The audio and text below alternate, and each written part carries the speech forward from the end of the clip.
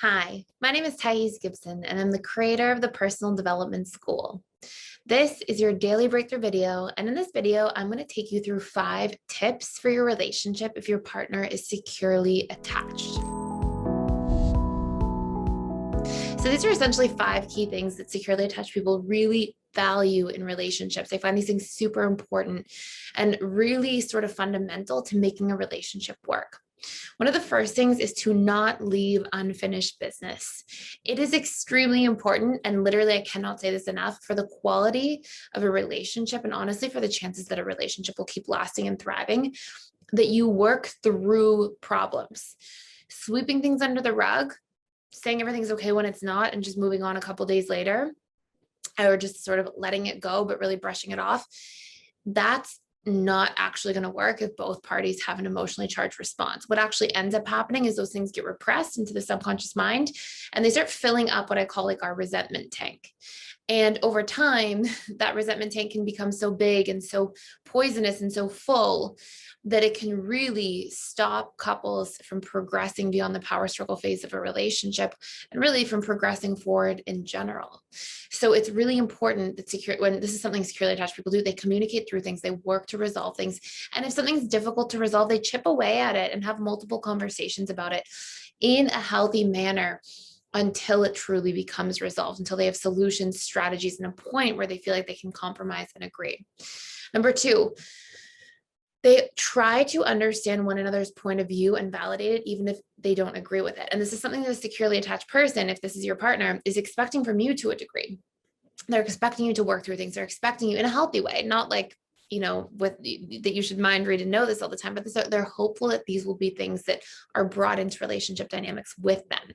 So what they want to know is that even if you don't agree with their opinion, for example, you can see where they're coming from. And it might sound like a small difference, but it actually makes a huge impact in a close interpersonal relationship. So for example, maybe you have a really strong opinion about a specific topic, and maybe somebody you love has a totally different opinion. If you can validate the underlying concern about it, let's say it's something about your kids, okay? It's about a health concern with your kids. Maybe you're like, this is what I want to do in this situation with my kids. Somebody else might be like, well, this is what I think you should do in that health situation. And you might have these different points of view, but you can come up with a healthy compromise, a healthy medium, and also say, you know what, I have a different opinion, but I definitely see that your intentions are still to protect our kids or still to protect your children or whatever it might be. So what you're doing is you're able to say, I see where you're coming from. I see what your intentions are. And I'm validating that even if the point of view is different. And this is actually something that's huge for resolution in arguments or disagreements, because people, part of the time when they're arguing about being right and wrong, what they're actually arguing about is trying to be seen, heard, and understood by somebody they love and trust. And part of why arguments hurt is because we have a hard time reconciling, like, hey, I love you and I trust you and you should know me. And how can you not be understanding where I'm coming from? And that's part of why people can get so headstrong and stubborn, is because they're unwilling to let their need go to be seen and understood by their point of view. So when we can do that and validate that while also stating your own opinion and having your own opinion, we can actually take steps towards resolution. And these are really important things to securely attached people, is to be able to consistently validate where one another is coming from and bring that understanding to relationship dynamic. Number 3, securely attached people want to communicate openly and consistently. They want to know like what your needs are. They want to be able to share their needs. They want everything to be on the table, transparent, consistent, open. These are really important qualities in a relationship to a securely attached individual. Number 4, they want to maintain balance across all 7 areas of life and usually expect that you'll do the same.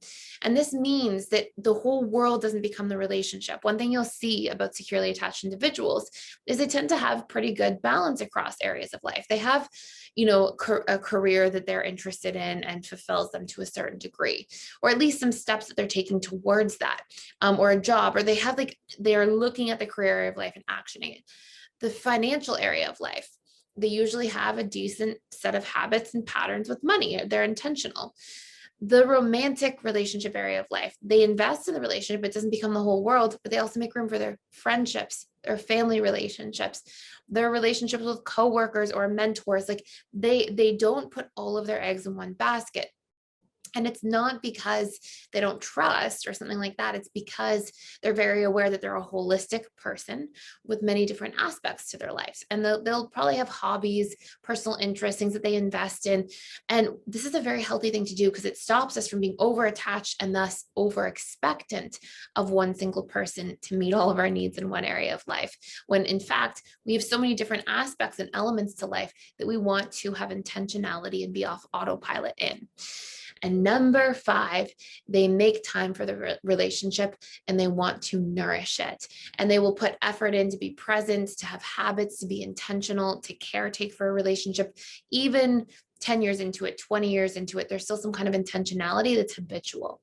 So if you want to go deeper and you want to check out 12 pillars needed for a securely attached relationship, I do have a course you can check out for free for 7 days. You can look at the link in the description box below, and it will give you access to all of our courses. And that's a great one to start if this topic is of interest specifically to you.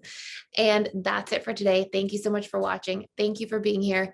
Please like, share, and subscribe if you haven't already, and I will see you in the next video.